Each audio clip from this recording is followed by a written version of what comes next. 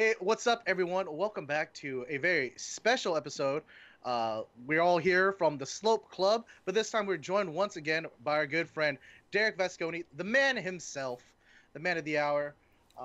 We got a lot of exciting stuff he's pushing out always, so we're here to talk about some of the stuff that he's been working on, and then we're gonna have an AMA session with Derek from our chat and Twitch. So for all the people watching this later on YouTube, I'm sorry you missed your chance, but hey, there'll always be more stuff in the future. But anyways, gentlemen, how are we all doing today? Good. Good. Hey, that's what I like Pretty to hear. Uh-huh. Good. Looks like we're all good. Hey, All Just right. after. Just after. yeah. So you're in Tokyo right now, right? Yes, it's in the morning. Yeah. Like 11.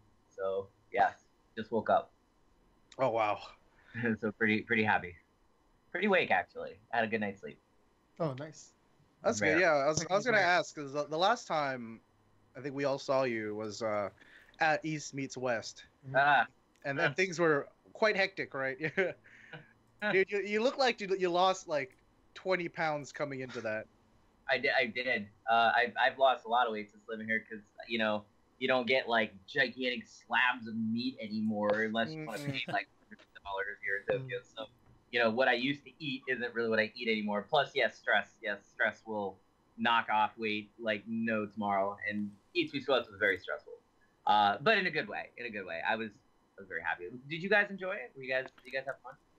Yeah. Oh yeah, it of was course. super rad. I had a great time. Mhm. Yeah, it was nice to have you guys there. It really was. Even though you guys scared me to death for 1 second.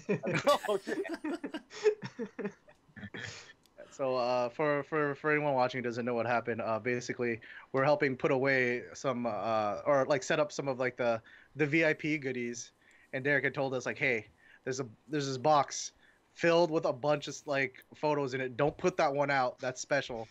Mhm. I don't know who. I'll just say me. I don't know. I don't know. Someone put it out. We're all to blame. And we're all freaking out. But fortunately, we were able to find it. Yeah, dude. No Derek's or Slope clubs were harmed during the process of that moment. Mhm. No, it was all good. It was Yeah. it was luckily a very fixed error, but at the same time, it was for a moment. I was like, like oh, Yeah, it was spooky. It was spooky. Mhm. freaking out. But it's all good. But it worked out. So. Yeah, I'm a little bit upset with you because now I have more groups to follow. Ah, darn. I'm so sorry. It's like ah. They're amazing, right? Like the anime Oh was, my gosh. like, they're just ridiculous. Too good. Too Mm. good. And of course, the film was awesome. Yeah, there's something about seeing them like okay. So since I've come back, I've like binge watched their stuff on YouTube. Oh. But then yeah, fantastic stuff. But yeah, dude, getting to see them live was like amazing, dude. That was super dope. Yeah, Yanemu is made an announcement that they are going to be putting out an EP every month starting today for like the next 3 months, and then they're doing like I think a big one-man live or something. And the thing is with them is they're like so huge now in Japan. Like when I used to love them, it was like a couple years ago, and I was like going to like all the shithole basement clubs in Tokyo, which pretty much is where I'm at nowadays. And with like Necroma, because Necroma like we love to play the shithole basements, and I love that. Me and Ricky, we personally we like those type of little shows. But back then, Yanemi played those. You know what I'm saying? Like they were nobody, and like everybody loved them, but they were so small. Now it's like if you want to drop $50, you can go see them. It's good luck. They always play these gigantic shows, so I just wish they would go back to. Yeah, it's like you're happy that they're getting it, but really then, happy. Really but then you're like, oh man, I kind of miss these little intimates. Yeah.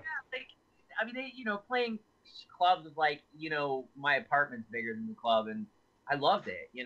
My favorite show ever is a place called King's Cross in Ikebukuro. It's like a small ass little club, right? And I don't even think it exists anymore. That's another thing about just like idol groups, clubs here come and go. They're here today, gone today. And the thing is like. It was 3 hours, and it was Ryukyu Idol from Okinawa, which I think they made like a rare appearance in Japan, which was cool. They opened the show. Then Dots. I don't know if you're familiar with the group Dots. They have like a visor. Yes. Yeah. Dots are crazy. They're insane. They're super creative, super awesome. They're really good girls. And then Yanemu headline. So each group had an hour to play. An hour. Okay, now normally in Thai bonds it's 20 minutes or like 25. Yeah. So that show, I'm the only I'm the only foreigner there. Okay, because the show it's literally a basement, and I'm standing in the back waiting for Yanamu. I don't know Ryukyu Idol that well. I know some of their stuff. I didn't know them that well. All the Ryukyu Idol fans go up front. They're like, "Wah!" Like going nuts. God, to Ryukyu Idol's credit, there are some pretty cute girls, and there's a lot of them. It's like an AKB team. I mean, so very cool, right? So like they're playing, and I'm in the back, and I'm just minding my business. And at one point during one of their songs, the whole crowd splits, and it's like a straight line from me to the girl. The girl's staring at me, she's pointing. All these dudes come over and try to grab me. First one dude gets, I like, I'm in a brave battle, and I'm just like, what the fuck is happening? Then this big dude, like big as you, man, like he comes over. No, I mean that in the best. No, I'm like, yeah, dude. So he's like this, So I'm just like, I give up. Like I can't fight you. So he just take me. Yeah, just take me. You can do whatever you want to me. I don't care. But luckily, they threw me right in front of this girl, and they thought the thing is, they thought I was probably some dumb guy who didn't know what was up. I knew the song this girl was singing, so I just started doing the moves. I knew exactly what to do. And everyone was like, whoa! And I started down, and like I like one up them. So then I was like part of the crowd, So then I was doing all the moves for the rest of the thing, and then people would start talking to me. So everybody was real cool. Dots came on, we all kind of like shoegaze. That was back in their super shoegaze movement. Although one funny moment in that, one of the girls, she has like red clips like in her hair. Her like Oshi, like this dude, he had like the 5 red glow stick hand thing. Every time claw. yeah, claw, right? Every time she comes in front of stage, he would be like whipping it out, like, and he would like push me inside. He was like this to her right in front of me, and the girl's just like, she had the biggest smile because it's like, this dude's fucking nuts. But it was awesome. Then Yanamu came on. Okay, easily the best concert of my life because my Oshi at the time was not a child. The little one that can sing. You know, I mean, she's the one that looks like she can't have the voice she has. Like amazing. And the best singer easily in the group, I'd say. And literally, she's this close to me. Like I could see the sweat beads coming off her face. She is singing in my face. This is my Oshi. Like I adore. Like this fucking close to me the whole concert. And the ground. There's like literally no stage. It's like one little step up. I mean, and so I'm halfway on the stage the whole time. The crowd's like pushing forward. I keep falling on the stage. Everybody's going nuts. And at the very end, they're doing the song called "Done," and it's appropriately enough done. And there's this big like whoa part at the end, and I'm like, I'm like this. I'm like Natachas in the center. I'm like off to the side, and I'm like this. And some dude, I think it's the same dude Pigment 4. He just fucking tosses me off the fucking tile. Right at Nanacha, and I'm like, yes! And it was the most intense concert of my life, easily. And I've been to a lot of intense concerts, but the fact my Oshi was close to me, and it was cool, it's just, you can't beat that, man. You can't beat. So I wish Yanamu was back at that level or not. Now they play stages, gigantic stages. I mean, not always. I mean, they still play some shithole Thai bonds, but not often. But you guys, I can't wait, man. Josh, you gotta come. When Josh comes here, I'm gonna drag you to some shit. You're gonna have fun. It's gonna be a blast, man. Sounds good. Sounds good. When are you two coming? When are you guys coming? I don't know, man. Jimmy. Jimmy. It's gonna be a secret. You're gonna be chilling one day. You're gonna like open the door to your apartment. I'm just gonna be down there. I'm like, yo, take me somewhere. It's time. I definitely want to go sometime next year. So hopefully soon. Yeah, for Please sure. Please come. Mm. It's a lot of fun. Yeah, dude. I got fished pretty hard, man, from from East meets West, dude. It's like, okay, I'm trying to, doing the little checky with them, get a little talk time. This is it's like that's pretty atypical, right? Like to have like that kind of intimate like VIP experience. Very, very atypical. But at the same time, again, if you go to the smaller Thai bonds and you go like smaller idol shows, the girls will fish you because they want to get checkies. So it's like they'll come out in the crowd and they'll, the proactive ones. Yeah. Like standing against the wall. Hey, come to me. I don't have anybody ones. and then there's the ones you're irresistibly drawn to. You just can't help it. So, but I saw you guys getting fish, and I was very happy. So, like, It's like, got him. yeah, Got him. they got a lot of. Those girls know what to do. They know what's up. And they like fans. All these girls are like really into foreign fans because it's just rare in Tokyo. I mean, we see one or two here and there. Sure. But to have a whole room full, it's like train flow, you're gone. So. Yeah. And it gets like pretty well, it got pretty nuts at like East Meets West, but it gets pretty crazy for like all these like underground idols, like they're like their shows in Tokyo, right? Like it's not like I guess the Western idea of what an idol concert's like. It's like everybody just doing the same thing, just like this, like all chill. But I've seen some videos, man. It looks pretty crazy out there. I mean, if there's something in the air that night, I'm telling you, like it's nuts.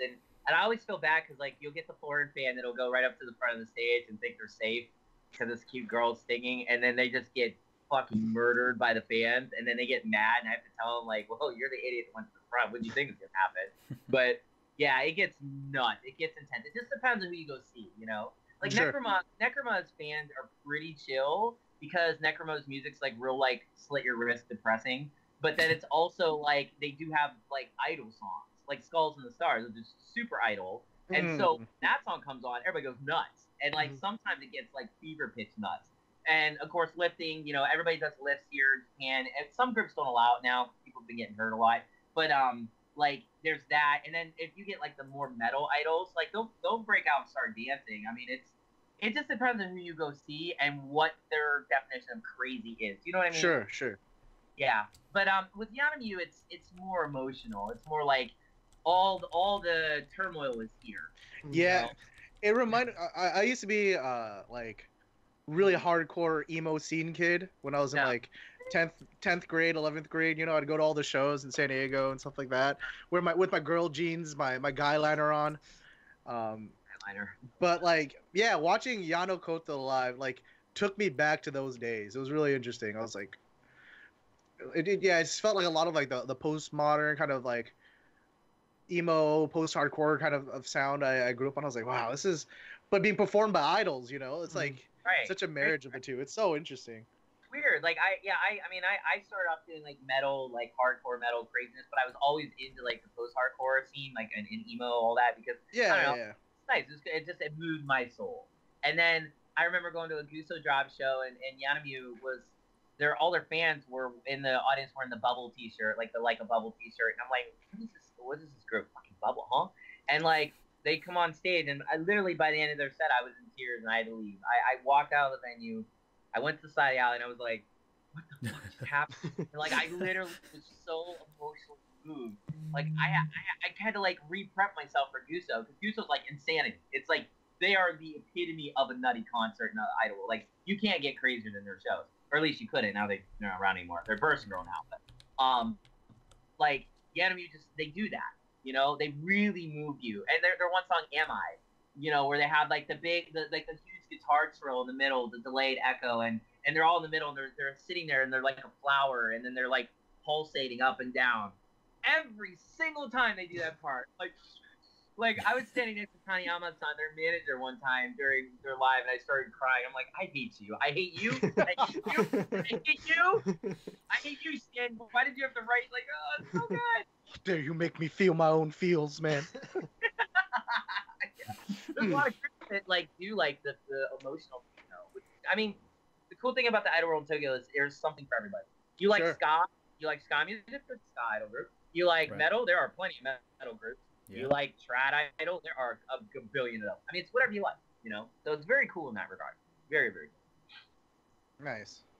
Yeah. So that was East Meets West. You've got another tour coming up in the States. Yes. But so we have Necronom Idol, Toriena, and Oyasumi Hologram, right? Yes. So why those three for this one? Like what kind of appealed to you when you were like putting this tour together? Well, this is officially the I'm gonna need Prozac by the time it's done tour. So it's like it's just super depressing and super hard because like it's so stressful. I'm complaining, but I'm not. Like, basically, it's like this. I didn't want to do this tour. Like, it wasn't something I came up with. Oyasumi Hologram knows Necronom Idol. They're really good friends. Their bass player, I think, did some music with them. I don't know. Anyways, we're friends with them, and they crowdfunded like $30-something thousand or something to do this tour, and they really want to go to America. Their original plan was to go to Canada, I think, with Next Music. Next Music is like the doctor. He's really cool.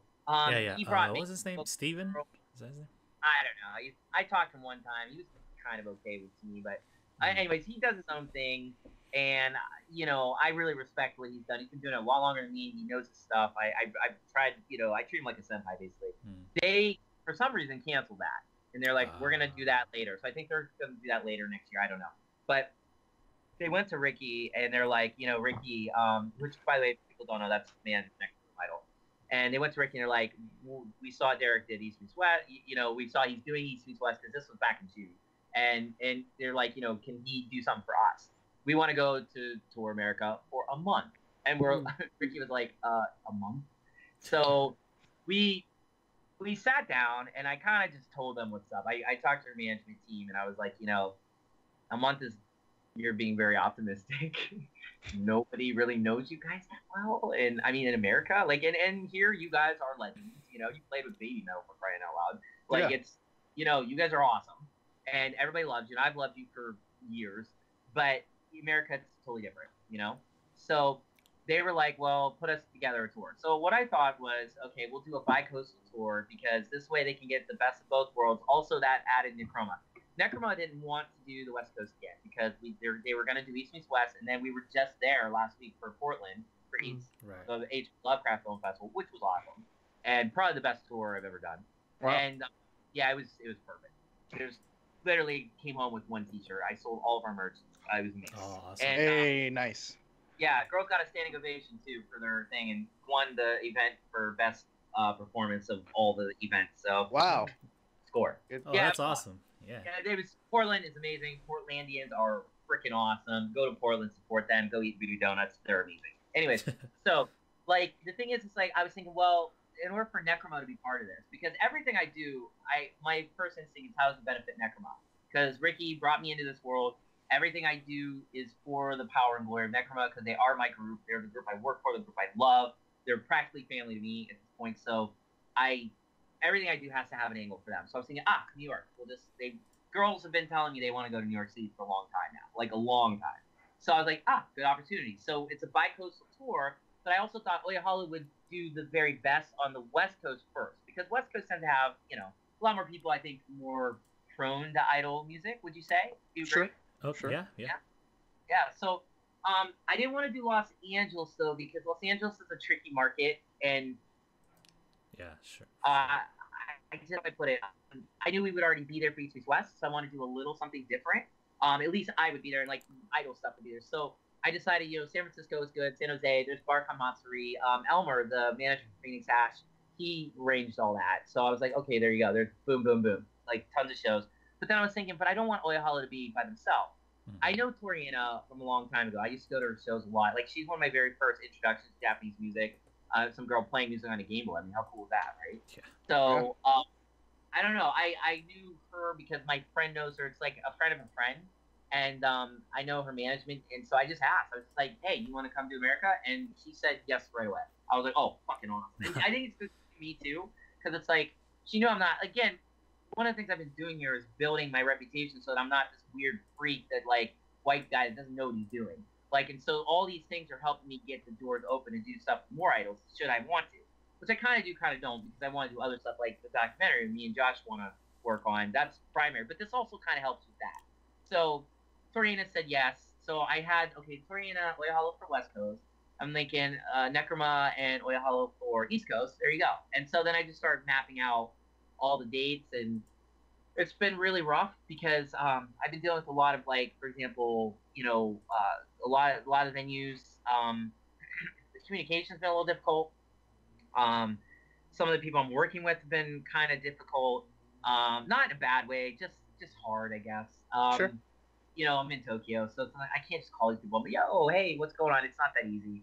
And then promotion is always a constant struggle on this. So it's been kind of a rough road, but I think at this point everything's in place. I mean, Nice.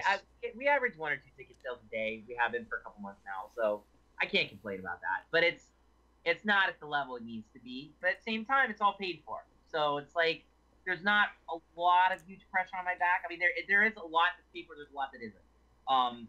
I invited Toriena, so because I invited her, I feel like I have the financial obligation to pay her. I didn't want to just say, oh, by the way, you're paying for Toriena, but I did know they needed support. I didn't want them to just come by themselves. Sure. So that's kind of where I'm at right now with everything. That's how this all came about. It's just they came to me, they asked me, they hired me, they're like, we'll pay you, just do everything for us and just take care of it. Which that's awesome. I'll do that for any idol. It's awesome. Yeah. That's just like not very often. That's like, hey, the money is there. Just get this done. Never is. So it was a rare opportunity. So how did you get into Oyasumi Hologram? Oh, years ago. Like they're just one of those groups, man. If you come to Tokyo enough, and you go to enough idol shows, you'll see Oya Hollow. Oya Hollow is their legend. I mean, at this point, they are iconic, and you're gonna see them. And plus, they're awesome. I mean, their music's great. Ogawa-san, the guy who writes, because it's Kanemiru, the blonde-haired one, who's fucking nuts. She's insane. She for the type of music, she is like a metal girl playing like synthwave. It's just interesting. And then there's Hachigatsu, who's like the more grounded one.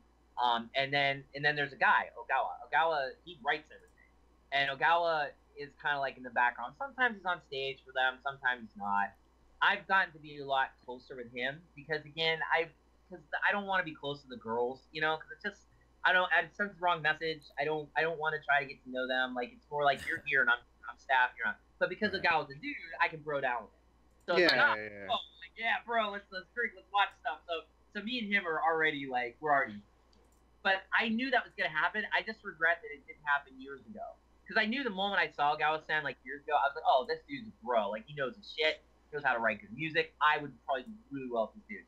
And yeah, I've been hanging out, like talking with him and stuff, and we're gonna have a good time on tour. That's all I'm gonna say. I would like to talk to the girls more because Kanemiru is really down to earth and she's fucking nuts, but she's also down to earth. Like she's one of those girls that like really like I did a checky with them, like my one and only checky I ever did with them. I've always been really intimidated by them, super intimidated, and I decided fuck it, I'm gonna do a checky with them. So the very first day I sit down Kanemiru because Kanemiru and Hachigatsu, they're like on a couch in Shinjuku Loft. They're just chilling. Hey, come sit down, hang out. She puts her arm around me. She's real like in your face, And again, she's gorgeous. Well, of course, her idol's gorgeous. Yeah.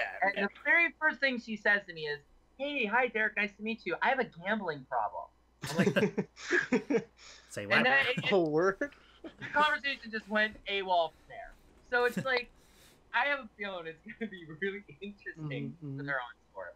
Hachigatsu is more like, oh, I like English. I'm learning English. I want to speak English. I like America. Yes, I want to go there someday. I don't know. I kind of planned to see in the back of my head that maybe someday I would take them, But it's weird that they came to me.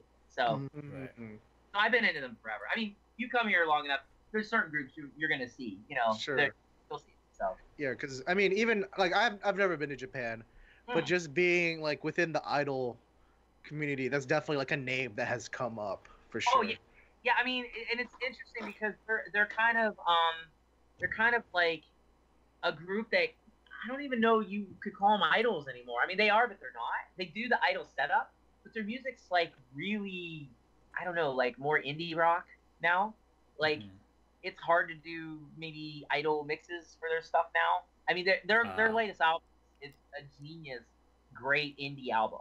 Like I don't even think of it as an idol album. I don't know, it's weird, but they do have idol stuff. When they bust out the idol songs and shows, people go fucking nuts for them because they have this like cool group of fans. And obviously, crowdfunded this whole tour. They're devoted to Oya Hollow, devoted. So they have that like idol passion. Right. You know what I mean? But what's weird is like you guys haven't been to Japan. You just that really blows my mind. We're just faking soon, Derek, soon. So you're expecting like a lot of their Japanese fans to come through for this tour? So far, I've seen some Japanese names buying the tickets, so yes. But it's weird because these guys, they look at it like a money thing. You can see Oyahalo 1 to 3 times a week here. So why would you spend $1,000+ to come here and see him in America? It's like, why? I don't know. They don't necessarily support the international league per se. Like, it's like, I'll give you money, you can go, but when you come back, we're gonna do it up, you know. Right. So you do get like Yanemu. I don't know if you guys saw it E2 Plus, but there's a few Yanemu fans. Yeah. Osaka. Yeah. They were. There's always like a Japanese fan whenever I see an idol group here. There's at least one guy who came from Japan. Yeah. Oh yeah, I just flew in for the weekend, and then I have work Monday, so I'm flying out tonight. Yeah, exactly. Like, wow, Necroma has a huge TO, Himari's TO, Lunadon, and Lunadon is he goes to everything. He actually got tickets for this too, so he's anywhere she's at. So it's like he's super cool. Like he was at the Portland Film Festival, and he does not miss anything. So that's cool, you know. So there is those guys. I don't know how many there'll be of Oyahalo though. I'm hoping a lot, but I also am counting more on the American fans for this, you know. And Toriena's fans on the West Coast particularly, she actually has some fans on the West Coast that I'm hoping the chiptune community will come out and support her. It's rare that she comes over, so sure. You know. Yeah, so, like the VIP for this is like pretty intense, right? As far as like for the Americans, like every VIP I've gone to for like a Japanese group in America, everyone has told me that like you would not get this kind of interaction in Japan, right? Like what's all the stuff going on for the VIP? Like our last episode of the podcast, Josh Box just listed it all, and I was like, it's crazy. Yeah, I mean, the problem is like it's not a problem, but like there's a lot of the venues didn't want to include their ticketing with VIP, and then me and Toriena and Oyahalo and Necroma, we really sat down. We had many meetings about this actually, and we were trying to think, what can we do that's different in East West? East West was a little crazy because the VIP tickets for that were more sponsorships than tickets. Like I purposely had ridiculous prices that didn't match what you're getting, but I made everybody understand, look, it's more about helping me bring these idols there. It's not about you getting something. So think of it like you're doing charity work, which I had so many people do. It was very humbling. Had a few nights where I was crying about it because I was so emotionally overwhelmed because everybody was so nice. And I thought everybody left East meets West happy. Not necessarily happy in the sense like they got their money's worth, but happy that they had an idol experience. Which that was right. This time I was thinking I want it to be a little more compensation in terms of what you're going to pay and what you're going to get. And also, too, because it was crowdfunded, I don't got to come up with $30,000. You know, like for East meets West, it was about $33,000 I had to come up with, which I did. I mean, everybody paid for it. I was in the green. I didn't lose a dollar. I money. Yeah, it was. Well, that's all. Everybody, all you guys. Thank you, everybody who did. I mean, that was all you. So thank you. But this time it's like I'm not trying to tap people for sponsorships. I mean, there is a little bit I want to get. I want to get a couple $1,000s out of sponsorships that I'm hoping people will give. But that's mostly because I want to help Toriena out a little bit more. Because Necroma too. Necroma is pretty much funding this all themselves. They're not getting paid for this. Like they're basically paying out of their pockets to do New York City, which sucks because they just got done doing Portland and just got done. You know, I mean, that's all out of our pocket. So it's like there is some stuff, but the VIP is more about just giving people more of that experience, like you said, something they don't get in Japan. So basically, with Oyahalo, you're gonna get like a nice T-shirt that's different. You're gonna get a wristband. Wristbands are pretty big in Japan, like the rubber wristbands. A poster with sign, and then of course that's pretty much the core of what they're doing. Necroma's doing a bunch of stuff. I don't even actually know because Ricky wanted to just be completely separate. So I'm like, okay. So I think they're doing a T-shirt too. Toriena was doing a vinyl album. She has reneged on that because they can't get the vinyl albums done in time for the tour. It's just they tried so hard. They really did. Sure. We just could not find anyone that could do it in a couple of weeks. It's actually, who knew? Vinyl albums take a while. So she's doing like a artwork for her new album, Six Sense Riot. It's something she's doing herself, so you can get the jacket artwork for a CD. She's doing what is it? A T-shirt, a limited edition T-shirt, and I think one more thing. I just put it up, so that's a little more manageable. So you're gonna get a ton of stuff with that. And then I've also attached a few things. There's 2 shows on the tour that are VIP, like special. The VIP show in Fremont on November 4th. That's Sunday. That's the last show of the tour for Toriena. It's only like 30 people, and it's an acoustic show. One of only 2 acoustic shows Oyahalo is going to do, and then Toriena is going to teach you how to play music on the Game Boy using. It's going to teach you the LSJ chip inside the Game Boy. She's going to show you how to do that. We're going to have a translator there that's going to walk you through it. It's going to be great. And then Oyahalo is also doing an acoustic show in Brooklyn at this really, really cool club called the Way Station. And there's only like 20 seat capacity on that. And so they're going to do like a really special 45-minute acoustic set there. So there are 2 VIP type deals, but there's also VIP tickets. And the best part, it's cheap. I mean, it's only like $20 most for most entrants to all these shows. And that's at the high level. And then the VIP is like $60. I don't know. So I thought that's fair because after they pay for t-shirts alone, that pays for it pretty much, right? What I'm saying. Yeah. But, and then of course you're gonna get a chance to do all the checkies, all the meet and greets you want. We're not making that exclusive to VIP this time. I had a little bit of critical feedback on that last time with East Meets West. They didn't think that should be something that should be limited to VIP. So I was like, okay, I agree with that. And so now you can do checkies every single show. Nice. There'll be a checking opportunity, and you'll get a chance to do it. But the VIP show in Fremont, there's also kind of a meet and greet. So it's not only going to be able to do checkies, it literally is only be 30 people. It's a little practice studio. You're going to talk time. It's going to be cool. It's like a classroom setting, you know. Basically, it's going to be cool. The girl and Oyahalo, again, they're real chill. Toriena's not idle. So Toriena, you can do selfies with her. She doesn't care.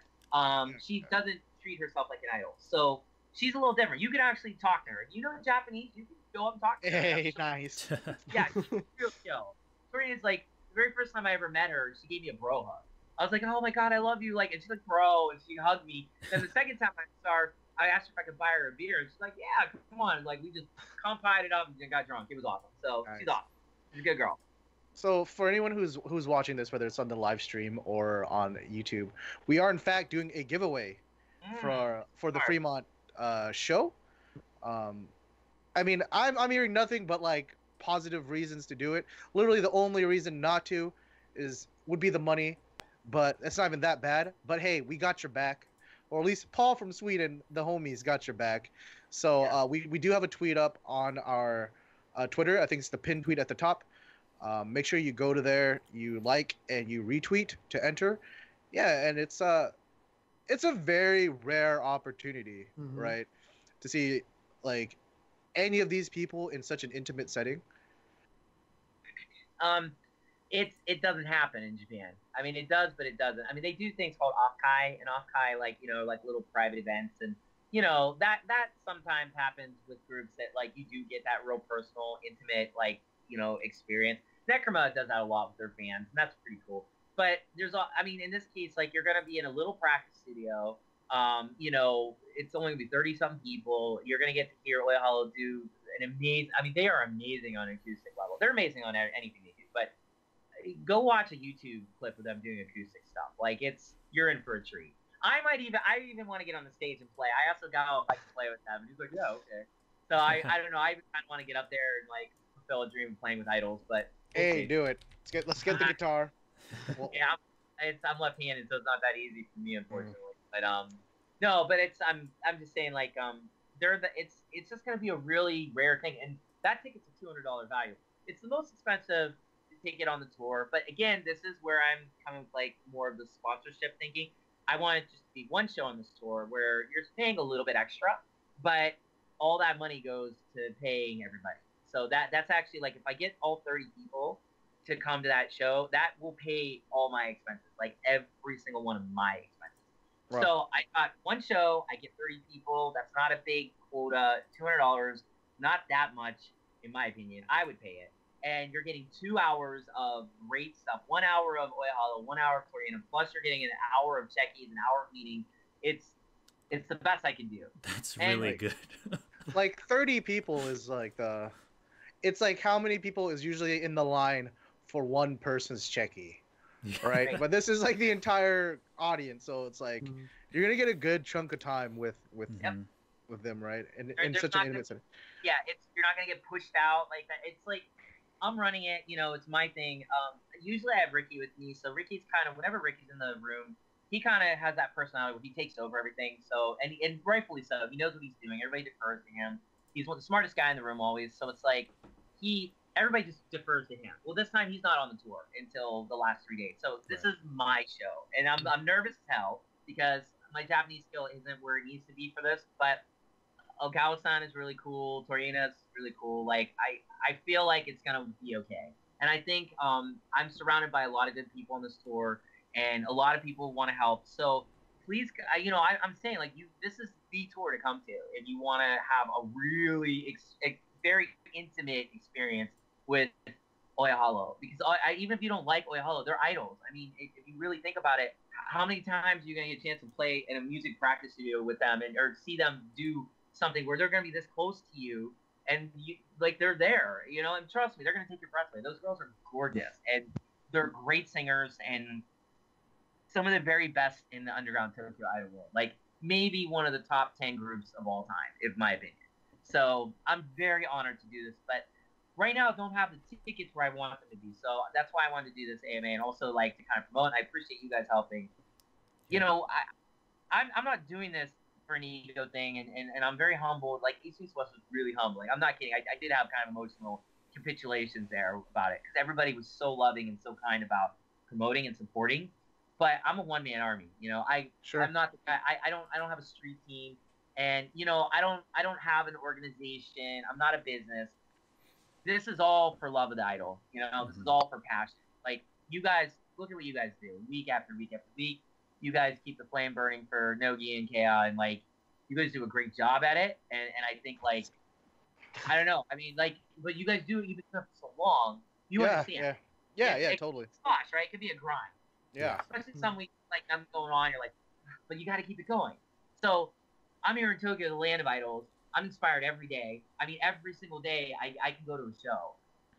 But in America, how many times can you go to an idol show? So it's like.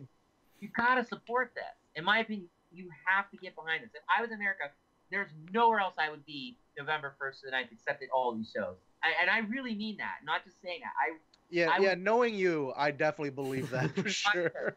That is no exaggeration at all. Yeah. Yeah, in a heartbeat. Because this is something that's given me life, given me a new experience in the world that like I didn't think happened.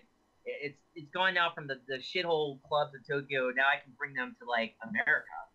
You know, and a lot of these idols, they think America's like a crowning achievement, you know? It's like, oh my God, we played America. Like, they're so happy to do it. Oyahalo canceled going to Canada to come to America. Think about that. Like, come on, we gotta make America look good now, guys. Yeah. Oh, no disrespect, Canada. I love Canada. Canada's great, but next time, guys. Fantastic, but hey, they come in here. Yeah, I think a lot of people don't understand how.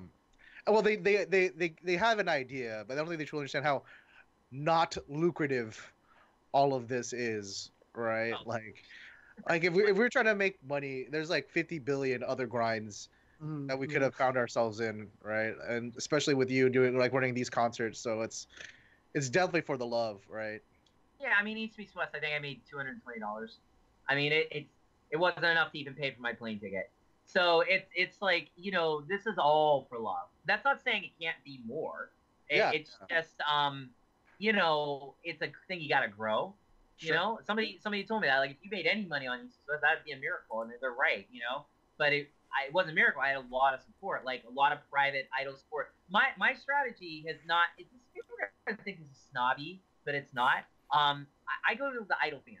It's like, I want there to be new fans, and that's kind of was the experimental part of East and West, bring all these music groups that don't have idol fans and make them idol fans after seeing the idols play this music, you know, to bring this West and East together, East and West. So, sure. Yeah. But, like, it didn't quite work that way out because none of the bands really brought anybody, which is fine because I did expect it. I love them, and I'm not ragging on them at all. They're all amazing. But it wasn't where I wanted that fan base to come. But my philosophy with Necroma last year, this year, especially with East and West, and even Oyahalo is I go to the idol fans.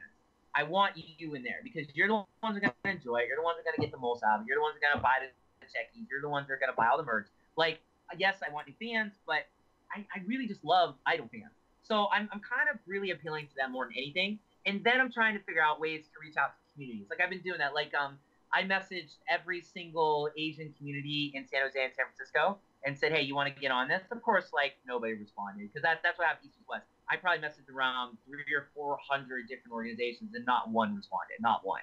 And it wasn't like I wrote them stupid emails. I was like, you know, hey, you can come. I even offered free stuff. I'm like, why don't you come? I'll give your students 10% off if they come. No one, not one. So it's like, I'll go to the Idol fans. I go to an Idol fan. Hey, you want to come? They're like, yeah. Where do I sign up? So it's like I go where there's a want. But in doing that, there's no money. You know, that's getting the big crowd. It's like you got to have like a viral hit or some reason to bring the mindless masses into the door, and then you get money. I don't know. For me, it's more like I just want to have a great concert. To me, the money is not the main goal for me. It's I want to see the smiling faces, or in the case of East and West, like when Yanami was playing, I want to see the tears on the cheeks. I saw a lot of that. I saw a lot of that, and I was very happy about that. With Hanako's case, I want to see a lot of messed up faces and food everywhere. There's a lot of that. Yeah. Smelled like vinegar the rest of the night, dude, in the best way. Yeah, she was in rare form. She was irrelevant. But that's what I mean. Everybody had fun, right? So it's like that's what it's worth. But there's no money yet.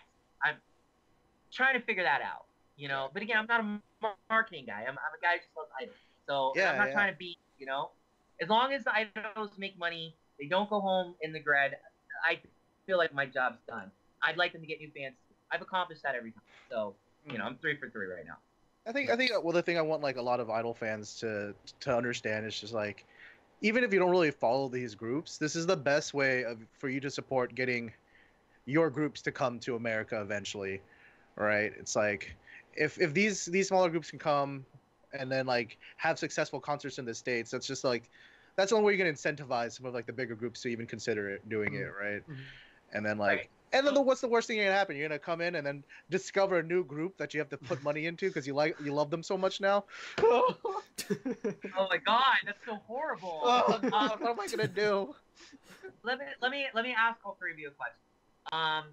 Name me one underground idol group you want to come to America right now. Josh, who do you want? Probably like, I'd want to see Cyber over here for sure. Oh, I was gonna say that, dude. Cyber? Damn. Okay, hold on. Let me. Oh shit. Are they still underground? Soratob Sagana. No, they're major. Sure. Osakana-san. Let's go. Yeah, Soratob. Okay. What about you? Oh god, I don't know enough Chica groups, dude. just say Maison Book Girl, dude. Okay. No, I would legit really like to see Mason Book Girl. They already went to Canada. Yeah. Yeah, no, and Mason are great, and they're doing their own thing. They have actually next. I think we really want to play shows with them and get in with them because we think their fans like us because it's all dance heavy, you know, different dance, but dance heavy nonetheless. And the Chroma Girls are like amazing at their dancing. Okay, so we're looking at Cyber, Soratob, and Mason. So the thing is, and I'm being really serious, and if anybody's listening to this, you should really perk your ears up at this point. If you want any of those three groups to come, it's this simple. You raise money, you contact me, you give me a viable plan, it's done. I know all of them. So it's like Cyber, like again, I was telling you guys before the show, like Marlon, you know, there's a big Cyber Oshi, and he's very kind of well known in the Cyber community here. One of the few gaijins that like go regularly to, you know, a Cyber show. He's a big Pochi fan. That's like his waifu. I just literally last night was with him, talking to him about this, and we're talking like Cyber legit wants to come to America. Like they are really serious about it, and I've never actually sat and talked to their management, but it's really just a matter of just doing it. You know, they know me, I know them, but it's like, and Mason Book Girl same. Like Mason, like we're cool with like the Chroma, so I know like we could go and talk to them, whatever. And Soratob, like I know them indirectly. I mean, I've been to enough of their shows and stuff.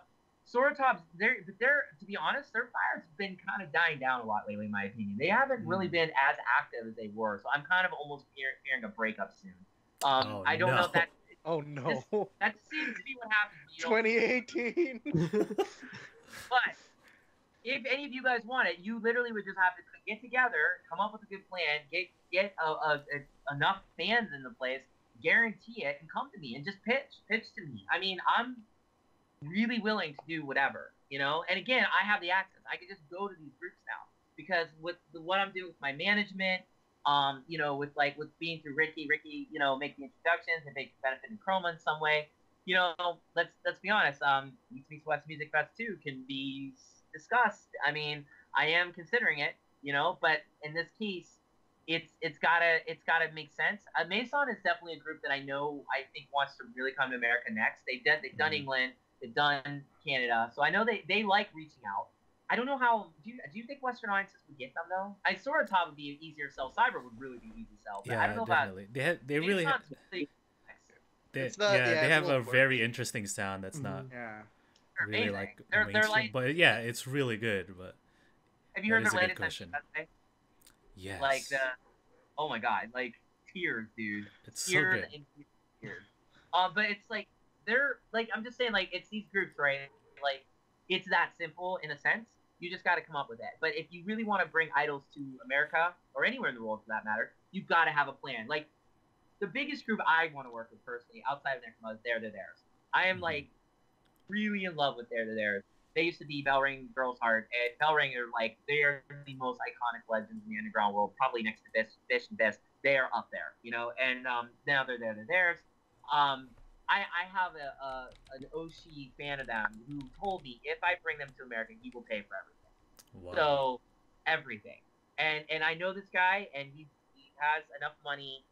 I know he's not just saying it. So it's like, okay, but then I got to think of an opportunity to bring him. Why would I bring him? Would it benefit them? That's another thing I've been thinking about too. Is if I bring these groups over, will they benefit? You know, are they going to try to come back? Are they going to do anything to keep reaching out to Western audiences? Or is it just going to be like, oh, hey, you're going to give us a free ticket to America? Cool, let's go. Because we don't have to do anything. That's awesome. And then they don't care anymore. So there is that factor too. But if you are legit wanting an idol group to come, get your buddies together, get some money raised, get me a venue, and promise me an attendance, and they are there in 2 seconds. Because I can make that happen. I honestly legit can make that happen. But you know, as it stands, I'm just working with the groups I like because, well, it's a lot of work. Yeah, the incentive is there already, right? Yeah. Well, I have to like it. But it's like, you know, it's so much work. But I mean, like the Oyahalo tour has been since June now, so now really getting everything done. Like it's literally months and days and weeks of meetings and promoting, and every day I message somebody to get them to come in. You know, or to try to do some every single day. It's my routine, and you win some, you lose some. But it always comes back to the idol fans. Always, it's always idol fans at the end that are offering to help. Like I just reached out to all the East Meets West VIP ticket buyers. I was like, look, can you guys help me out with Oyahalo? And sure enough, I got my VIP fans are like, yeah, we'll give you a hand. We're gonna do what we can. That's amazing to me. So it's like, screw that. Then I'm just gonna go to them. I'm gonna go to the communities that want to see these groups. Now, maybe that's the right thing to do. I don't know. But it just seems to make sense to me. Does that make sense to you guys? What are your thoughts? Yeah, I think for sure. I mean, those are the people who are like, for sure, yeah, we'll hold up those shows. We'll get some VIP tickets. Yeah. So, I mean, you'll secure some tickets, you know, of course. But of course, you want to get others. But I guess, you know, to start off, right? If you need somebody to grab some tickets, of course those people will, I'm sure. Well, the interesting thing is, like, you would think like the anime and cosplay lovers in America would be the next extension of fans, but I've come to realize they're not. Like, that doesn't seem like idol. That's like you would think. That's kind of what I learned from another project I worked on. It was supposed to be really like well, I mean, I'm still working on it, so I wasn't like, oh, I quit, but like what is that? So I do stuff for another website, and you know, it was supposed to be like the all-encompassing news website. So we cover like, you know, pop group. We also cover anime and games and J fashion and stuff like that. And yeah, it was like my hope. I was like, hey, dude, well, you know, people will come here for anime and game news and stuff like that. But then they'll be like, oh, what's this article on this idol group? I'm curious. You know, I'll check it out. but everyone just stays in their lane, man. It's Yeah. I don't know. It's hard because I feel like all you have to do is just take them to a concert, and then they will love it. I'm almost 100% positive, but it's just how do we get them in the door, you know? But Like, it's word of mouth at this point from other Idol fans. Idol fans are really the ones that are going to grow the community of Idol in America. That's what I've come to realize, because a good example is my police friend Scott. You know, he helped me with transportation. He helped me with security for East Meets West. He did it in a way that I felt was very respectful to the fans. I don't know. He's just a good dude. He's a good dude. I've got him into Necroma. He brought his police captain to the show. Police captain never heard of Yanami. Dude was so impressed the first day. He actually, I think, like, I don't know, called off work or did something to come the second day. what a bro, dude. Yeah. Yeah. A police captain. So it's like, you never know who that fan is. Look at me. I was a hardcore metal kid who decided I saw some video of this girl, this idol, wielding a barbed wire baseball bat, swinging it at fans. And I'm like, who the fuck is that? It turned out to be Ray Boss. Her name's Boss from Guso Drop. And I'm like, I got to go see this group. And I did. And the day I went to Otsuka Hearts and, or no, maybe it was Earth. No, it was Otsuka Hearts. And I went to Otsuka Hearts and went right up to the front. And actually, Boss didn't even pay any attention to me. It was Yurapiko, the really cute girl in the group. And she's right in front of me. She pointed at me. She's like dancing. I'm like, what's happening? I'm like, I'm feeling something here. And I'm a hardcore metal kid. But to be fair, their music's like brutal as hell. And it's so, and their fans are called the Gushin. The Gushin were just crushing me. I mean, they were beating the shit out of me.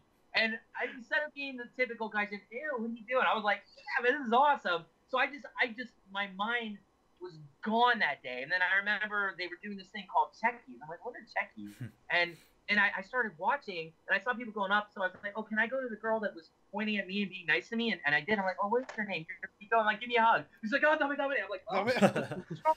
They're like, you're not supposed to fucking hug her. I'm like, well, so I learned literally that day what it meant to be an Idol fan. Then I went again, and then something magical happened.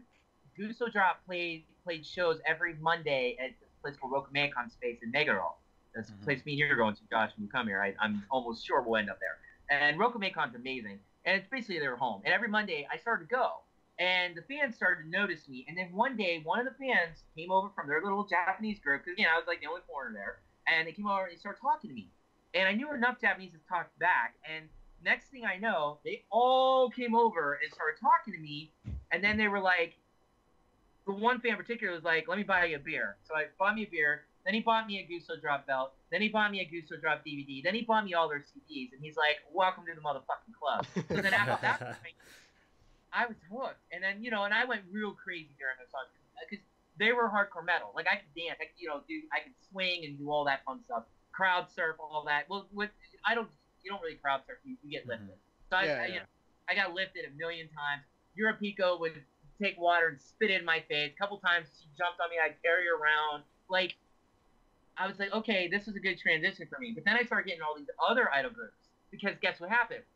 Guso would always play with other idol groups. Right. So and that's how I got to know Yanemu and Mason Book Girl, all those groups. Like, they all started doing Taibons. That's how it happens. One show changed my entire life for 4 years now. Like, one show. So if you think about it in those terms, it's the idol fan that's going to bring their friend who's like kicking and screaming all the way to the door. And then they're going to be kicking and screaming to leave. That's what we need here. That's how you grow, right? Mm-hmm. So that's why I can't impress that enough to people, especially the idol fans are coming. Bring your friends, bring your family, bring the people who don't want to go, convert them, and then let's grow this thing organically like that, like one thing at a time. And I'll keep bringing the groups if you guys keep doing that. But it's got to start with the idol fans, I think, first. And then the other thing would be, like, to find, I guess maybe, like, in Necroma's case, it's easy to find metal people who are into metal, I guess, Sure. Because the metal fans tend to be a lot more open about, like, even accepting almost all groups. They're like, yeah, music, like, give me a beer, I'll like it. But but with Necroma, they're like, oh my god, 5 beautiful girls dancing, doing like blast beating metal. I'm in. So it's like an easy transition. So Right. the metal crowd I've been really appealing to lately for Necroma because they've been super nice. At the HP Lovecraft Bar when we played in Oregon, that happened. There was a bunch of very, very interesting metal dudes there. We sold that out, by the way. It was like 97 people there. Wow. And yeah, and half those tickets were pre-sale, so awesome. But the thing is like we had a bunch of metal dudes just doing this, like getting the horns and Yeah, dude. And then best part about that, by the way, at the Bupon table, this girl and this dude came up. They're like, dude, that was awesome. Oh man, this is great. They're like, hey, do you know what the Gathering of the Juggalos is? And I'm like, and I'm like, Gathering of the Juggalos, and it's like, dude, man, ICP is awesome. ICP, dude. And puts his makeup on. Let's go. No, and he's like, sorry, you're perfect. Let's go, Sonny. Like, it was hard. We got you. We got your back. And I'm like, cool. I told Rick Reed our live. He's like, yeah, why not? Raychan will get converted. She'll be like wearing the mask and they go spraying everyone. But I started thinking, like, who cares? If their fans come and they accept, what a beautiful thing. Because to me, I don't about acceptance. It doesn't matter if you're a 55-year-old businessman in Tokyo that's getting off work, your suit and tie. Those are the ones that go the hardest, by the way. Yeah. Or like you're a 16-year-old kid who comes to the show for the very first time to see an idol. Like I stood next to a guy like that at a show that I went to one time, and I was so impressed. He's like, I just wanted to go see an idol group, and I started like educating this Japanese dude. It was awesome. I mean, it doesn't matter if you're a girl and you want. I mean, Necroma has a lot of girl fans. Come. You know what I mean? And it's like that. That's how it starts. And if you're a juggalo or you're a metal dude or you're a rapper, I don't care. Just like you said, you come to the show, you're getting converted, right? Yeah. So I remember, like last year, I went to when we went to Baby Metal before Sosenkyo, that crazy weekend. Like I was like getting all crazy. Like my shirt was soaked, so I took it off, and I was just getting hyped. And then this dude was like, "Hey, I remember you. You were at Baby. You were at the show last year." And I was like, "Oh, what's up, dude?" And it was like this like metalhead guy that I had met the year before, and like he was only there because his friend was like super into Baby Metal, and then now he's going back. Like so I see him. It's a year later. We bump into each other again, and then I remember us singing Megitsune arm in arm, and I was like, "Man, this is so crazy." Like I'm like this like topless, sweaty Woda. And he's this metalhead from I don't even know where.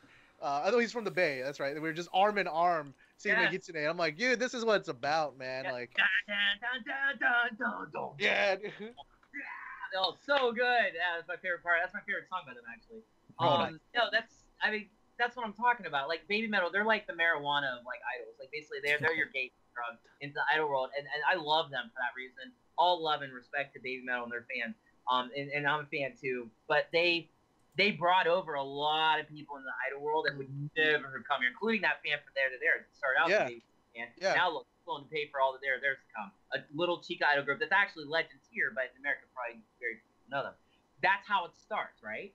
So that's the thing. Like with even this tour, this 9-day tour, I'm hoping we convert somebody that has a big mouth or they're an influencer on Instagram. They get on there and they just don't shut up about what they see, and maybe that's it, But that's, sorry, I don't mean to be preachy. It's just, I'm really passionate. I definitely feel it. I think that's my like, just from my own experience, my one wish is that some Wodas even would just, step out of your comfort zones a little too. I think we get a little so much like, I follow this group, so I don't really know them, like, especially for shows like this, if you can, like, definitely, just to support the scene. But then, like, yeah, you will. I almost guarantee that like you will come in and then fall in love with a group, dude. That's like my biggest like, because like I mean, for example, like I always joke around with a boy about this because we met through the AKB SoCal fan club, right? When I joined that club, I was only an AKB or only 48 group fan, right? And then they would just always go to these shows, and I'm like, I don't really know, but I want to kick it, so I guess I'll come too. And then I'll just end up leaving like, yo, I love this group now, Right? That's what happened. Do you still really follow AKB and everything? Yeah. I mean, you're still yeah. I still love them. It's just awesome. It's just expanded now. I'm just getting more broke every time because it's just I gotta support all these groups now. Yeah. But it's dope. Yeah, AKB was one of my pretty much my first introduction to idol, the concept of idol, but not underground idol. Guso was my introduction to underground, but the majors obviously have been a beautiful thing. I would love to work with an AKB group. I mean, I think I could actually do them right. Like I know I could. But I've also said on 48 Talk a lot that I think some of the AKB girls should go to the underground world and do something there. I think they would be so huge. And it would be a good experience for all those girls that are sitting in the back row not doing shit, you know, and they're getting passed over, hating their life, thinking, yeah, you know, you have 300 plus, you could spare a few, you know. Exactly. And I think also because they're coming from the major world, I think a lot of the underground idol fans would be really flattered and happy to have them there. And I think they would get treated really well, and it's safe. It's really safe. You know, the stabbing incident with Anna, you know, Anna recently talked about what happened. God bless her, by the way. Yeah. And God bless her for like staying in there. What an amazing idol to do that. I mean, really, she's amazing. But she was talking about it, and I was thinking, Spanish like, now. yeah, Spanish. yeah. I mean, it's crazy, but good for her. She reminded me that, like, you know, that was a major idol thing that could happen anywhere, even the underground world. It has happened, you know, to some one particular underground idol, unfortunately. But I just think, like, if somebody were to whip out a knife at a Necroma show and try to stab one of the girls, if one of the girls didn't whip his ass, like me or Ricky would, if me and him didn't, then like one of us, we got. There are way too many hardcore metalheads at a Necroma show for you to get away with pulling a knife out. Would kill whoever. I mean, they would suffer. So it's like I start thinking, like, it's just so safe. And you know what? We don't have any problems. There's nobody that's disrespectful. And all the time I've been doing this, not one person has ever made us feel weird. A couple foreign fans have been a little weird, but we were like, well, you're foreign fans. Like, you don't know any better. Because I was that guy. I tried to hug Europico my first time. And she was like right out of it. So it's like, I laugh about that. Because it's like, oh, you don't know. You're cute, you know. But then they learn. But it's like, no Japanese fans try anything. They know better. You know what I mean? And it's like, if you bring AKB and Nogi and all those groups down to the underworld, they would be so popular. But it would be a very safe thing, I feel. Because I think, like, there's just this real cool level of respect in the world I'm in that shit doesn't happen, you know? I mean, it can. I'm not saying it can't. It can happen tonight. We have a show tonight. God, I hope it doesn't, but it can. But I'm just saying, for the most part, I feel really good that it won't. So AKB should do that. I'd love to see that. I'd love to work with them because bringing them over would be really good because they have record label support, you know? Like, to get the record labels in on us would be amazing. It'd be, wow. That might be the tipping point, but getting them to do it is the thing. So like coming from like an AKB fan to working with like all these like chica idol groups now, like is working, how different is working with idols from what you probably would have thought it would be like years ago? Well, I'm now staff son. I'm not a fan. So it sucks. It sucks at some level. I still go to shows, but because I'm staff for Necroma, I have to stay in the back, you know? Like, I'm not really permitted to be up front and stuff because because we could be playing with that group that I'm going to go see. And then it would just be weird for them backstage to see me like, oh, you were just in my face pointing. Yeah. Kind of getting undressed in my normal clothes. Like, yeah. So it's just weird. Like, that boundary's got to be there. So I'm okay with that now. It still kind of sucks, but I'm okay with it because I'm really enjoying being a staff person because I'm getting to see a world no one sees, and I'm getting to see idols as they really are, which, again, Josh, we do our documentary, you're really going to see some shit, I think, and it's going to be awesome. But the thing is, and so is the world once we get it out there, but the thing is, it's like, coming from AKB where it was like this huge wall, like they're way over there and you're over here, that's the part I love. In the Chica world, that wall is very thin. It's there, but it's very thin. And you can get to have a relationship. Like, going back to Marlon, he's a big Pochi fan from Cyber. He has worked his ass off to develop this great relationship with her. Does all these checkies with her. Now they just talk about normal shit now. It's like, oh, hey, how you doing today? Oh, cool. Like, blah, blah, blah, blah, blah. They're so cool with each other. I've seen the Necroma girls with their fans. They're at that level with a lot of their fans. It's just like seeing a good friend. Hey, how you doing today? You know, and it's really cool when you can get to past the oh, hi, oh, you're so great. Oh, you're great. Oh, you're blah, blah, blah, blah, blah, blah. Now it's, when you get to that level, that's a special thing, you know? Mm-hmm. So sure. I'm more of an observer in that sense. Like, I get to see things in a much different light than when I was just a blinded fan by the idol. Like, oh my God, the idol they blind you. Yeah. But then they don't blind me anymore. Well, some still do. There's a few that still get my heart going, but it's like very few do now because now I see them all the time. It's like, or I'll see them backstage just hanging out, just doing nothing. And it's like, oh, you're just a normal girl. Like, you're not this crazy idol. Like, you are, but you're not. And it's like, in that sense, it's been different in that regard. Like, I'm just seeing a whole other side of idol, but it's not a bad thing either. Sometimes I wish I was still like this ignorant fan who didn't know any better. But it's also, I'm really grateful where I'm at, because I'm one of like only 2 white foreign people that work in the idol industry. Me and Richard Sure. were so people recognize me now a lot more, and if they don't recognize me, they get really curious. Like, we played with Shinsaibashi Hanosaka last month. We played Lady Baby, and a bunch of other groups. Lady Baby had Lady Beard in it a long time ago. Yeah. You know Lady Beard, dude dressed in shirt and everything. Yeah, dude. Richard. Yeah. Richard's awesome. But like Lady Baby doesn't have him anymore. But like I remember, I watched her sound check, and after Necromo's sound check was done, we were in the back, and Lady Baby was there, one of the first idol groups there. There's so many groups there. They Taibons, they come and they go during the day. They're not all there during the beginning. Lady Baby, a couple of girls came right over to me and were talking to me like, "Oh my God, your tattoos, you're awesome." And that rarely happens. Like most idols are, it's like, "Oh, let's do some of this. Let's try some of this." Say that 900 times a day. The idols, but it's like they actually wanted to talk to me because it's like, "Oh, what are you doing back here, foreigner?" But I like that. It's kind of cool. But then sometimes it's bad. Like I went to a show in Koenji, this real little show, and one of these idols was like promoting outside. Like she was in the venue, like walking around giving out flyers. You'll see that a lot. And that's another thing that's cool about going from major to under, is like you'll see the idols will promote themselves. So this girl was like handing out flyers to everybody.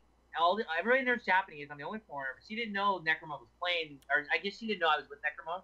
And Necroma hadn't shown up yet because I was actually there early. I wanted to check out the show, and I wanted to see her in particular, which is kind of funny. And I was just kind of in the back, just doing my thing. And she walked over to me, and she had her flyer. She looked at me, and she's like, and she just walked away. She's like, Oh. But the thing is, then I went backstage, and I looked at her. I'm like, "Oh, sorry, someone." She looked at me like, "Hey, why are you back here?" And you just saw the light go, "Oh, you're staff." And like, it's just funny. Like, sometimes I went to a show with Gutasto. Gutasto was amazing. By the way, if you don't know who Gutasto is, check out their song "Love Emperor" on YouTube. If you want to talk about fun, that is a fun song. And they are like underground, and they play with a ton of groups that like will probably never see the light of day, but they're fun. And all those groups are playing Gutasto, and Gutasto didn't know me. They all start coming up and talking to me. Again, foreigner. They "Oh, foreigner, cute." And so they come up, and as soon as I say staff, they're like, "Oh, you're staff. I'm not gonna get a check from you. Cool, check it out." Damn. It's funny because they go from like being super happy, like about to fish me, to fuck, like you're a foreigner. God damn it! I thought you were not. They just don't even think for a second I can be staff, which is so. That's kind of fun. But now I'm starting to get to the point where people do know me, which is cool. And in the producers especially, that's another thing that's been real different. Is my role now is not working with idols. It's working with the producers more than anything. I don't. Like, it's almost to the point where like I'll say it's Sky Summit to idol, and that's the one and only thing I'll say to an idol, and I won't even see them perform half the time. I'll be talking to their producers because their producers are really interesting, really cool, really fun to talk to. Lily Kayono is a group that I'm really into lately. It's just a duo. Lily Kayono is fucking amazing. They're great singers. Their music's really off. Their producer is like a little kid. He's giddy. They did a one man. He was at the front door shaking everybody's hand, giving them gifts. He gave me a special guest ticket to come because he just wanted me to come because I was really into them. And guess what? Me and Josh are interviewing Lily Kayono because he was just down to do it. I was like, "Hey, can we interview your girls?" He's like, "Done. When do you want us?" Like, it's just I'm having more fun talking to producers because it's like I get to see the inner workings of why they made the group. And he made the group. He wrote all the music. He came up with he recruited the girls. He was a genius. And so I feel like my appeal now, I want to know them because they're the ones that make all this happen. And then if I go to their show as a fan, I can stand next to him and talk to him. I get a whole different experience because it's like, I get to hang with the producer, and also because I have to stand in the back anyways with him. It's like fucking might as well just know the dude. Might as well, yeah. They can't be up front. Like all the idols that come to Necroma shows, and we have a lot of idols that come, they have to stand in the back too. Like they stand in the back. They don't go. Well, some of them go up front. Sometimes. Some of them go real crazy. The Spark Speaker girls are really like all about getting in shows. Hanako-san, she's obsessed with Hina. So Hanako-san will get to the front and she'll do like stuff. She'll get lifted. She'll be in front line to do a checky with Nina. So, you know, sometimes you get idols do that. It's really fun. But like being in the staff, that's been the most different thing. It's been a lot of fun though. It's tons of fun. Just different. Does that make sense? Yeah, totally. Good So, question. I think right now we're gonna Yeah. open up for the AMA from the chat. Sure. So guys watching in, yeah, if you have any questions for Derek, post them now. We'll go through them. So I think earlier on someone had asked, our friend Desert Raven Gamer asked, any thoughts on a show in the Midwest U.S., specifically Chicago? Hell yeah, I love it. I used to live in Chicago, man. Rogers Park, you know. But the thing is there a community there? You know. I know Necroma wants to play Chicago, but it's like, you know, I've been asked this several times actually, and I would love nothing more to go back to the Windy City and visit my old places, go eat my favorite places. But it's just a matter of, you know, again, community. Is there a place? Is there even idol fans there? I don't know. Are there? You know, I guess there's one, but it's, you know, is there more? So give me a reason to come. You know, make the invite. Like, it's funny because like no one ever messages me and like says, hey, I got like 50 dudes that'll show up. It's up. Like, that's all I need. You know, 50 dudes, drop a lot of money, and give me a venue, give me a good group to play with so we can get them new fans. That's the formula. I'll bring them. No bullshit. Yeah. So Desert Raven, bring 50 of your friends. You got yourself a deal. Yeah, done deal. Done deal. We just get one Japanese 100 class worth of people in. We're good to go. Let's go, guys. Good to go. I'll bring them. Okay, so we were talking a little bit about like what groups we would like to see. What are your thoughts on Bratz? I know they're more of a band, but Don't like. no, not word. All right, Okay. it's out of the question, All guys. right. Cross it Okay, out. okay. Okay. Here's the thing. As a staff, I shouldn't say I don't like them. I should say that I have no interest in working with them personally.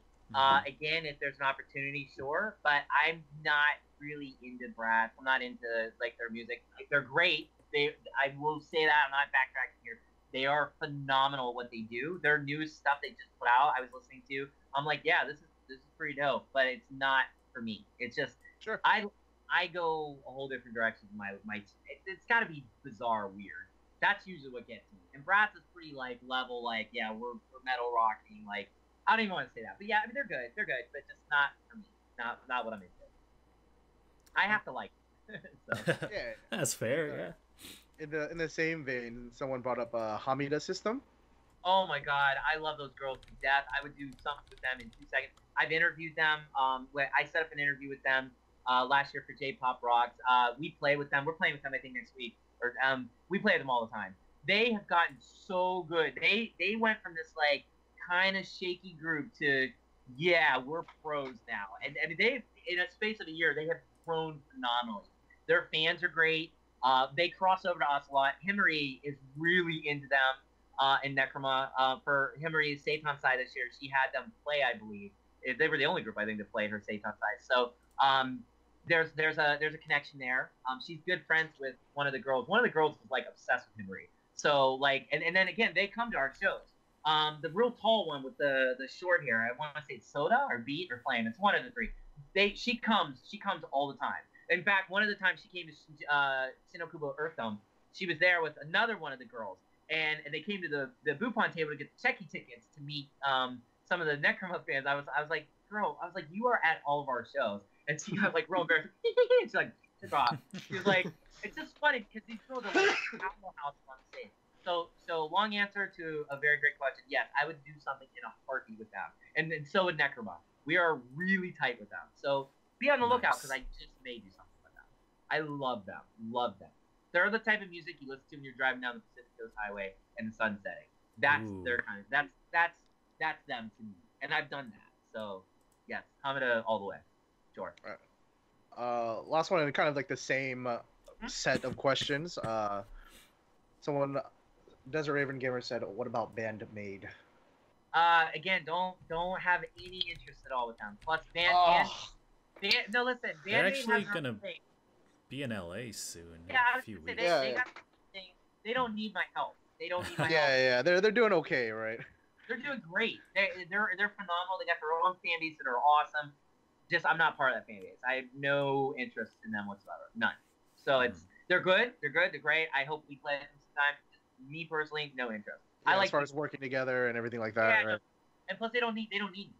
Whatever they're doing it really well. And whoever they're doing it with is doing a great job. So they definitely don't need me. So I'm a little more underground, I think. Yeah. Yeah, they're kind of They gone pretty big, so. Yeah. They beat it, you know. They're well, they used to be with Avex, right? I'm not think sure if so. they still are. Yeah. I don't really follow Yeah. them. They're amazing live, but yeah, I think maybe They're incredible. yeah. Just not my thing. Yeah. Arc Dante Bills asks, how do you see idols characters in like underground groups versus big groups? How do I see idols as characters? Like I guess like do you notice any differences amongst like the characters in underground idol groups versus big groups? Maybe what's popular, what's not as popular. That's a hard question. That's a good question. Hard question. I would say that I'm noticing one thing consistent about all idols is that there's the idol you see on stage and there's the idol you see off stage, and it's rarely the same. There are some idols that are really genuine. The Necroma girls are pretty genuine. What you see on stage is that they're pretty much like that off stage. They are honestly one of the best groups I've ever worked with or ever seen because they are who they are. Haneko's like that. She is exactly the girl on stage. She's off stage. She's insane. She is literally insane. So the major idols, they have a little bit more pressure, I think, to put on a much bigger face. We've worked a few bigger idol groups, or they've been in the same room as us, I should say. They keep their distance. You know, they do their thing. They have management surrounding them, like 10 management people thick. You can't get near them. I don't have as much experience with major idol groups in that sense, but I would tell you from going to like AKB handshake events, being at AKB shows, they operate on a different level. There's a lot more insulation between the fans and them. That's not to say you can't get close to an AKB idol. I think if you put in enough time, you can, but you're gonna be limited to the 7-second handshake event. You know, like you just don't. You know, remember when AKB was at the Donkey, and you could like meet them, do checkies, do 2 shots with them right at the Donkey, like when they first started. They were chica. They were like really chica back then. And then when they blew up, obviously that all ended. I'm so used to seeing fans and idols being this close together. So in that sense, the character it's much different. But you do see these underground idol groups try to springboard to major, like Bish. Bish is springboard. Yeah. Bish, yeah. They're pretty. But they still kind of keep it real. They still kind of keep it real with their fans. You know, they'll still do checkies. They'll still get right in your face. My one friend Ethan is a big Bish fan, and you know, he has just books of checkies with all these groups, and he has he's like big, the dream. He's kind of you know, I don't get right up, you know, hug. Oh, that's like one of like hands down on like the list of like top shows I need to get to when I'm in Japan, dude. Bish is easy. I just want to get destroyed by Aina, dude. That's all that is. Aina's amazing. Aina's story is amazing. You know. Yeah. Totally. Like, and she's legit. Like, she's legit good. So it's like, you know, it's the underground idols that have jumped to the major, I think, retain that underground sensibility. The major ones that kind of stay major and maybe don't get so popular, so then maybe they might evolve to minor. They might still pretend thinking their heads are major. I don't know. I haven't run into that yet, but I would think that when you're major, you're already at that. You've already made it that level. If you're already there, you're only going to go up. You're only going to do like acting or you know, something on a bigger level. Very rarely you see them go the other direction. So I can only speak from the Chica world. I would say that a lot of those girls they're real legit. They're down to earth. They're cool. They're always polite to me. I'm always surprised. We did a show with this group called Last Question. They were known as like the Nintendo 8-bit group. They had like kind of 8-bit like songs. They have mixes that are like 8-bit, like it's like all Nintendo Wuda type thing. But now they've become more trad idol and more like rock. They put on a show, and I had no idea that these girls were like back. Like they put on a legit awesome show with us, Spark Speaker, and them, and Cure, and they went first. Okay, they didn't have to. They had tons of fans there, and they were humble enough. They went first. They took care of the money. They were real polite, super professional, kind. No management, you know, in that sense. It's just that's cool, right? Like their characters are much stronger, I would say, because they have to do more. If that makes sense.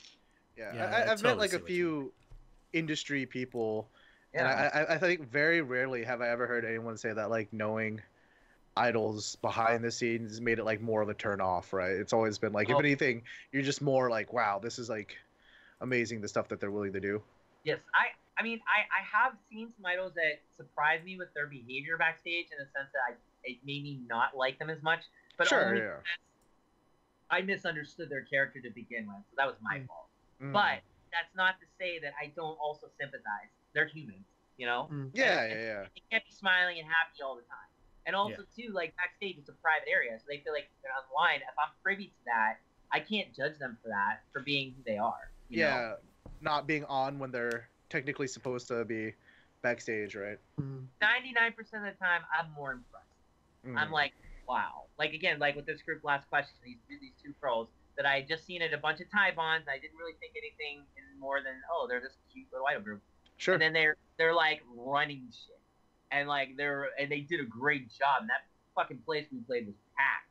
And it's like, you know, wow, who knew? And I that's happened over and over and over again.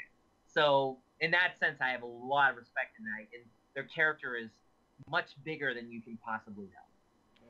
Awesome. Thanks for the great question, Ark Dante Bills. Yeah, great. Let's move on to the next one. This one's fun too. From Ramen Shuriken, weirdest checky pose you've ever witnessed take place? Terry. Thank you, Terry. Weirdest checky pose that can you ever weirdest checky pose you've ever witnessed take place? He probably has seen more just because he runs Alternative Idol group. Terry is amazing, so he's way more knowledgeable. So this is sort of a trick question, I think, in that sense. Because he's testing you. Yeah. Well, he's like, how deep are you? He wins. I have no fight, but I saw two. One, the very first Kuso Drop show I went to, there was a member they had called Saki, and Saki's now in her own group called Double Ann. And Saki was asked by one of her fans, but one of her fans laid down on the ground, and she was on a railing, and he asked her to jump on her and step on her as they did the picture. So she did. She's like, so she did. She's tiny. At that time, she was real tiny. So she did. She jumped around the dude's stomach, and that was cool. I would say the other thing was Fetties. There is a group called Fetties. They're about bondage and S&M. They go. Jimmy's like, oh. Go on. Yeah, they're a badass group. And before the show, they usually molest their fans. They'll come grab your dick and like. And no, I'm being dead serious. Like they will touch your ass. But I saw one of those girls put her, you know what, on this dude's face for a check. And like basically like sat squatted on him. So, you know. All right, so when we go to Japan, I'm gonna need a trip. All right. Fetties will bring one of their fans on stage and they'll do S&M on you. So it's, you know, if that's your thing. I think, I mean, obviously, like lewd boy aside, I am so down to just witness this spectacle. That just sounds insane. Yeah, they're great. Like the idea of an S&M idol group is just so like I'm intrigued. Yeah, I was blown away. Fetties had my jaw before. But they're nicest girls though. They're super sweet. Oh, I bet. Yeah. Oh, they're nice. No, I mean that looks like because it's always like okay. And I might be biased because I am the resident lewd boy of Slope Club, but I find all of the people who are like open to joking and just being lewd as a public persona tend to be like the nicest, chillest people in real life. Totally. Yeah, I'm the same way. I've seen other techies poses that are like the Necroma girls always get asked to do weird poses.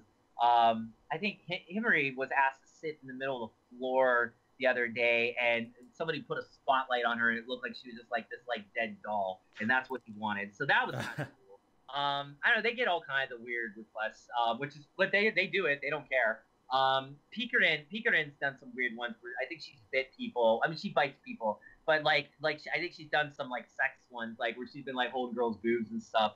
Because girls get a little special treatment. If you're a girl and you like idols, you're like, oh yeah, you're living it up, dude. You're living it up because these idols will eat you up, and it's good because it's like it can be very intense.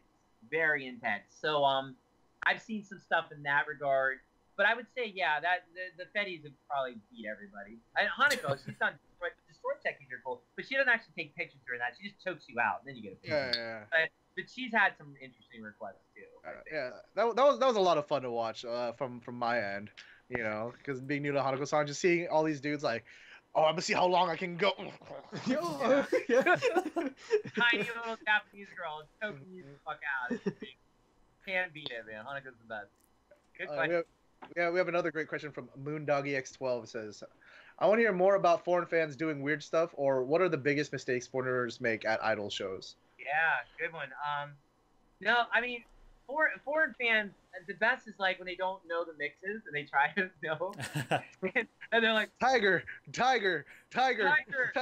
I'll summon the beast. You know, they don't know. I mean, I can't make fun because I was that guy. So it's I think we all were or are at some. Or we all will be or have been. Yeah. And I'm still that guy at some shows because some of these groups have like mixes that I just can never know. But I can't like off the hook in that sense. But I think so I was one of the weird foreigner guys. Like when Gusto Drop would do their song Hira Hira, there's a part where Anna, their one girl, screams this really long scream, and it like goes on forever. And she's like, ah, and it just keeps going and going and going. So I started to this thing a long time ago where I would push everybody out of the way. They'd make a circle around me. I'd do push-ups until she was done. And as soon as she got done screaming, I stood up, started swinging, because the next part right after that's a breakdown. And so then I started doing sit-ups. Then I would start doing push-ups, and fans would grab my legs, and then they'd like throw me around, and then people just pick me up and start throwing me, because again I'm small. Like I guess I'm a fucking big dog. So I've done shit like that.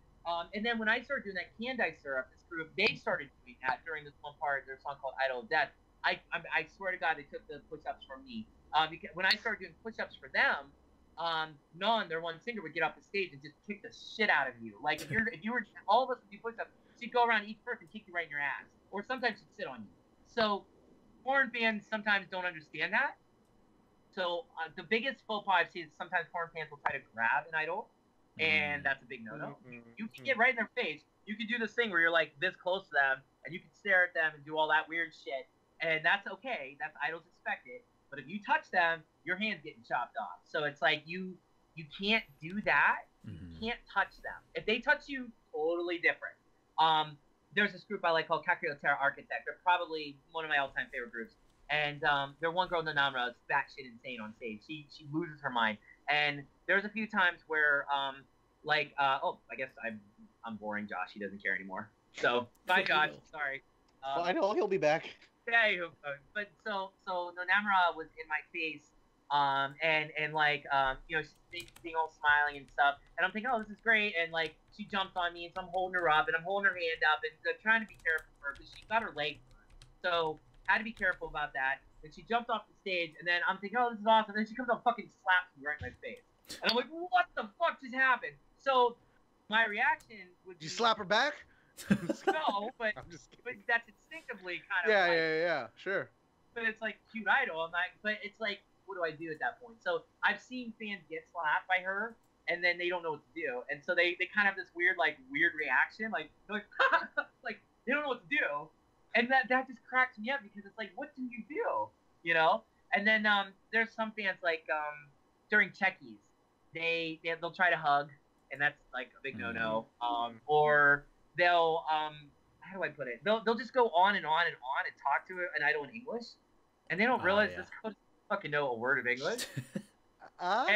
Yes. And it just cracks me up because then after they leave, especially somebody did this one in the Chroma Girls, I won't say which one, and he was like, blah, blah, blah, blah, blah, blah, blah. And then after that, the Chroma Girl looked at me like, what just happened? Like she was like, no, just like what?